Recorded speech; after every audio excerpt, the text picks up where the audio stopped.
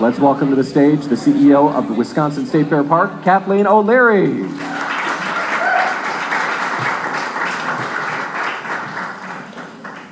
Hi, Kathleen. Hello, J-Pat. Oh, J-Pat. It is so, you're J-Pat to me. Well, we go way back. We were doing little interviews like this 10 years ago on the radio, way back. And that was how many jobs before the one that you have now? Because you've gone like this, and now you're the queen bee of the organization. But that was what, at least 3 jobs ago, right? This was my 22nd fair. Wow. Yes, I started very young. So, I'll scooch this way so I can look at you. So yes, we were doing that when I was the director of marketing or director of marketing and communications, but maybe the chief operating officer. And then we also did it while I was CEO. Yeah, that's right. That's right. And congratulations, by the way. How long have you been CEO now? This was my 4th year as 4th year. CEO. Spectacular. So tell us about, similar to Sara, State Fair and State Fair Park is more than just the like the fair itself. There's a lot more in your world. Can you just give us a brief overview of everything that's going on at State Fair? I absolutely can. Certainly we're an 11-day fair, the State Fair. We have 200 acres at Wisconsin State Fair Park. So during the 11-day fair, we welcome over 1 million people, 1,130,572 if you'd like to know. I'm very proud of it. This is our 7th year of having over 1 million people come to the Wisconsin State Fair. But in addition to that, for the other 350 days a year, we are an entertainment venue. We have a 200,000 square foot exposition center. We certainly are home and host to a number of agricultural events. And for everyone in this room that's from Milwaukee, you know that we are also home to the Milwaukee Mile, which is the historical 1-mile oval that we did get a race last year. We did have a race last year. We will have another race this year, and maybe 2 races actually. So keeping that track hot is super important too. Are you breaking news tonight? Oh, you were kind of teasing a little that. tidbit there. That was a tease. Some of your team is here tonight, and when you think about the people that your organization needs to satisfy, it's the people that rent the Expo Center, right? But it's also the guests that come through the doors. How many different audiences would you say that you have to satisfy and please through the fair? I mean, we could make a list of probably 10 or 12 if we had to, right? Oh, it's, and no one is supposed to understand the magnitude of it. You really aren't. You're supposed to come and you're supposed to enjoy. And what is it that brings you joy? Because the beautiful thing about the Wisconsin State Fair is that there's something that will bring everyone joy. Do you want to have all of the food, and is that what you are? Are you a foodie and you're just going to eat your way through? Do you want to see entertainment on 30 different stages or see a national act at the main stage?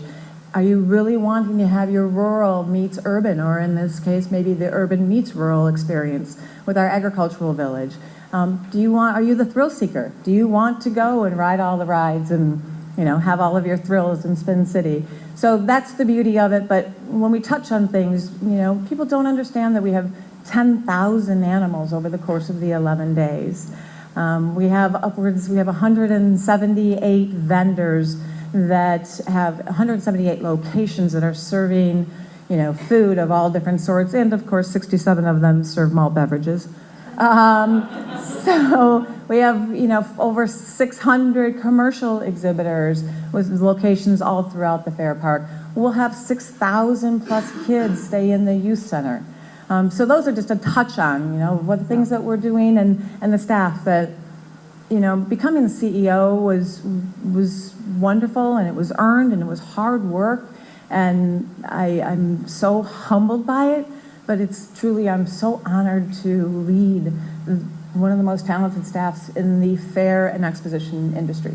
They're sought after, they speak around the country, they're young, they're ridiculously talented and passionate, and for me and for what we do, and Sara, we touched on it, Marty touched on it as well. You'd think we have this enormous staff, and we don't. I mean, I have 47 full-time employees. I have 36 what we call a double LTE, so they're year-round, but they're not a full-time employee. Now, mind you, we'll onboard 1,800 people to put on the 11-day Wisconsin State Fair. So if you think about that, we've talked to 3 leaders tonight, and all of your staffs are under 50 full-time equivalents, right? And they're hosting parties for nearly 1 million, over 1 million, and an international audience, and building, like, doubling your size practically. So when we whine about, oh, I'm busy, I can't get this stuff done, like, I mean, come on. I mean, you know. So one thing that I think you do an exceptional job of is, it seems as though your decisions come from your personal vision of the fair experience. All the way back to the first time I met you, the first broadcast we were doing, it seemed like you could see the fair like a shining city on the hill. Like, you know what it's supposed to be. Can you summarize that, or do you have a way that you say it when you try and communicate what you think the fair experience is all about? Because it seems to guide you in a way that not all leaders are guided by what they believe in.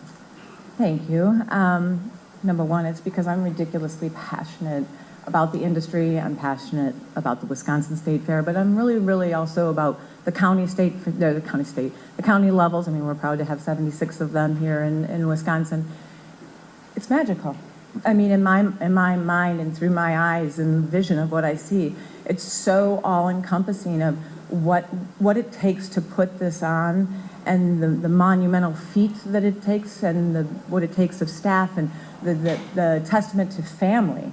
And Sara touched on it. I mean, upwards of 220 hours in 11 days. We don't see our families, and it's not just those 11 days. By the time that we get to opening day, we're well into 30 plus days of just, you know, hard on. We're there, we're in it, it's spinning, we're, you know, counting the hours because we need every single hour so that we can, you know, pull up the curtain of that 200 acres and that huge show that's going to say, here, we are going to, again, for the 168th year, create memories that are going to transcend generations. And if we're doing what we're supposed to be doing, then, you know what, when you're a little kid, you enjoyed it because of this. And then when you were a teenager, you did it because of this. And then all of a sudden you became 20 and you wanted to go and do it differently. And now all of a sudden I'm 30 and I have kids, and I have my kids coming. And I really want to spend more time with my family because I really enjoy my family. So I want to go with my grandma and grandpa.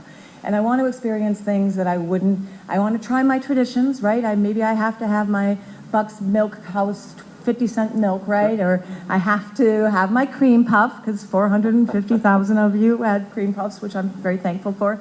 But then it's always that sprinkling. Oh, I didn't know about that. What about that? Or, oh my gosh, I didn't know that steer could be that big. Yeah. You know, so it's the magic, and it's what I love, and it's what we love, and it's what we love to do for all of you, because we can put it on, but it's all of yours. It's your Wisconsin State Fair. And translating that to what we do, how important is it to have that vision so we are driven? Because I would imagine if someone comes into your organization, I mean, not literally, but pretty quickly you could tell, are they in it for the vision? Are they in it to watch the hours and get the paycheck? Like, how important is it to not only have that vision, but believe in it? Because for some small business owners, there are times when that's the only thing that keeps us going, is what's going to be. Is it really that important to have? Absolutely. Absolutely. And you can't teach a fair. I mean, I've onboarded a number of people throughout my 22 years, right? And you can't teach a fair, but once you've experienced a fair, and once you see it and you can feel it and you can touch it, the passion becomes something that you didn't understand, and now you want to do it even better, and you want to make it bigger. And it's not my vision, and I'm, like I said, I'm humbled to be surrounded by this incredible team that, you know, of all different ages and all different levels of experience, right? So now it's, can we try this? And I love to think that I'm very open-minded in the sense of, whoa, that is an off-the-charts idea, but I love it. Let's try it.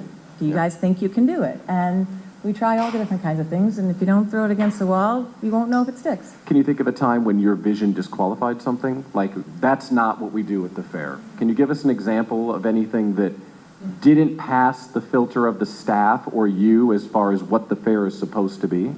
I'll never live down the book bus. So I'm a big believer in advocacy, right? Let's get our kids reading. Let's all be reading. So we had this old rickety bus, and I was like, all of it was there to do it right, but I didn't have the buy-in. And Marty talked about it, and you know, if we're going to go there, but from a reorg standpoint and the buy-in, I didn't have the buy-in of the of the staff. I didn't have the buy-in of my facilities to tow the truck or tow the bus and have kids come out and paint the bus. And so there's always that fun story of the book bus. Yeah. But it was an idea that had merit, and in my legacy, we might see a book bus again. That's your learning experience. It's the learning right? experience. All right, let's talk about the fair as a business. How do you know it's changing? What are you watching and noticing that things are changing? Like, oh, we used to do a lot of this and that's not working as well anymore. As the leader and as your team, what are you watching and how do you know which way things are changing and how has it changed? Well, 7 years of having over 1 million people tells me that people want to be there, right? It tells us that we're sending good messages, that we're sending the right messages, that we're have the interest of people that want to be there. And the beauty of certainly the Wisconsin State Fair is that the loyalty of the people that continue to come back, the statistics of the people that have come for 5 years is staggering. The people that have come 10 years in a row is even more staggering. The beauty of when I know we're doing stuff right and that team is doing stuff right is when we can get the new person there. And I think Sara touched on it. It's like we do all of these surveys and we do all of these statistics of the people that have been there. I want to survey the people that haven't been there and why have you not come? Yeah. Do you honestly still believe that we are that stigma? And we had it for a long time. It's done 22 years, a long time. I came from Chicago. It's like the Wisconsin State Fair, okay. I get it, I like it, it's a big event, but you still, even back then it was, okay, it's the fair, like, are they wearing overalls and are they sitting on hay bales, right? Part of us are, not all of us, but part of us. That is so removed. It is so removed. It's the place to go. It can be hip and trendy, and you can love Summerfest because we all love Summerfest, but you can also love the Wisconsin State Fair for the same reasons that you love Summerfest. You want to go and you want to have some beers and you want to listen to great music and you want to have food and you want to watch people watch and you want to be with your friends. That's everything that the Wisconsin State Fair provides as well. I want to talk about change based on how you're collecting information. So what do you ask? Who do you ask? How do you ask? How do you use it? How do you know where things are going? We're junkies. We're data-based. We're data junkies. I love it. I can't get enough of it. They can't get enough of it. But to the business owners here, what I would say is that, you know what?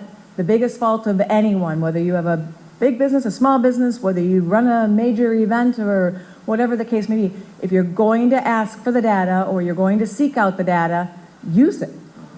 Right? You ask them to survey and then you get the survey statistics and you don't do anything with you. It's a shame on all of us, right? It's a shame on you if you're doing it. And that would be my biggest thing to say, please don't do that. So, I mean, we survey, so we have eTix, which is a state-of-the-art ticket company and our ticketing software. I swear to God that it could stand up and spit quarters if you said it. Please stand up and spit quarters. But, I mean, we can gather all the zip codes. We can gather the counties.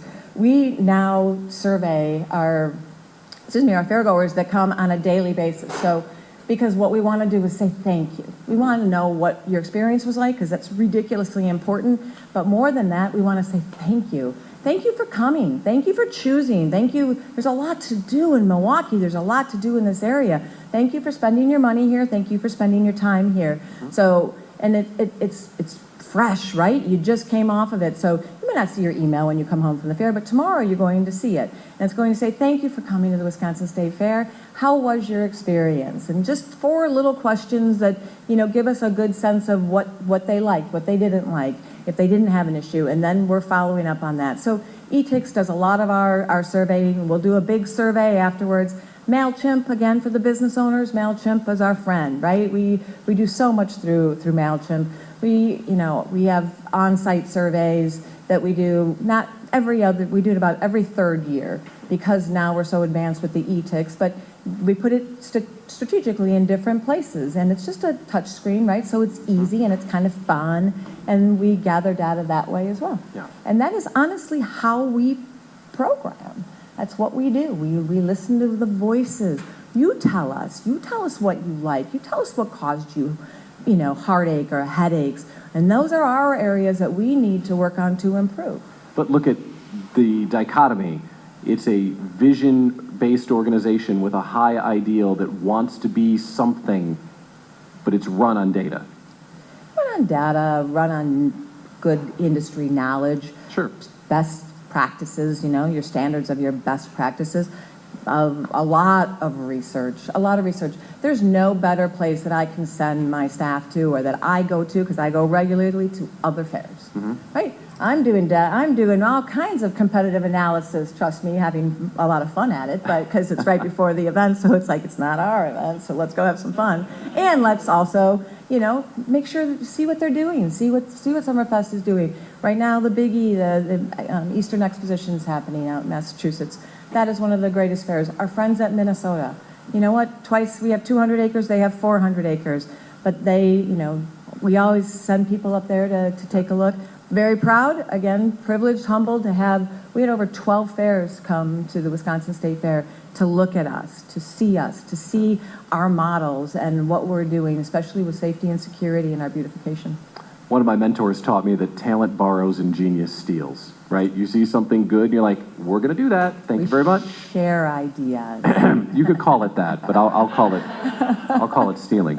Okay, so we all go to the fair. We all love the fair. Can you think of something that changed at the fair that was a result of your surveying and feedback that might have been data-driven, that like people didn't know it was data-driven? Like you stopped doing something or started doing something because of what people were telling you. Do you know what I'm saying here? Mm-hmm. I would say, I have quite a few examples, so I want to give one that's, good for the entire audience. We always look, what are they doing? Where are they going on the website? What are they doing? Certainly they love the food, right? Entertainment and food are the two top ones. So it's like, we got to do something more with the food. Number one, we need to be innovative. You're always going to think of cream puffs when you think of the Wisconsin State Fair. You're probably going to think of corn dogs and, some of the other stays of what the fair food is like, but we want to be innovative. We want to take it to another level. So what do? You rely on your best partners, your assets, your partners, your sponsors. So we created 7 years ago a food contest called Sporkies. Sporkies. And the Sporkies competition is wonderful because it involves everyone. It involves our operators. We challenge them to come up with these innovative, ridiculous things that you can't make up, and I can't believe that some of them have thought them up and actually then made them, but they create great food items, right? So, and they're in all different categories, but anywhere from 38 to 45 of our vendors will do this, and then we narrow it down to 8, and so we don't do anything small at the Wisconsin State Fair. So if you are one of the finalists, then in front of your stand, you have a 20-foot metal, ginormous spork, because it's the Sporkies, and narrow it down, and then on the Wednesday of the fair, the only Wednesday of the fair, we have a Sporkies contest in the amphitheater, and the 8 vendors, operators come out, and then we have a celebrity panel and a fairgoer favorite panel. We do that through social media, and then we have a blogger that's on there as well, and we bring out and create and name the best food and the sport final, the finalists, and then the Sporkies. Their revenue will increase upwards of 45 to 65%. Wow, if they win. If they win. Wow. And I won't throw out a statistic, but it's high if they're just a finalist. Yeah. Now in the 7th year. And of course, the first year it was like, begging our vendors to do it. Yeah. Come on, jump on the bandwagon. And then year 2 got better, year 3. But now the data's telling us that we need to freshen it up. We need to revamp it a little bit. We need to give it a little new life. Not a little new life, we need to give it a lot of new life. Sure. It's great, but now it's our job to give it that twist. Well, Sara was kind enough to offer us all Summerfest tickets, and if you need that is what you said? Power passes all 11 days? Thank you, Sara. That backstage passes. Thank you.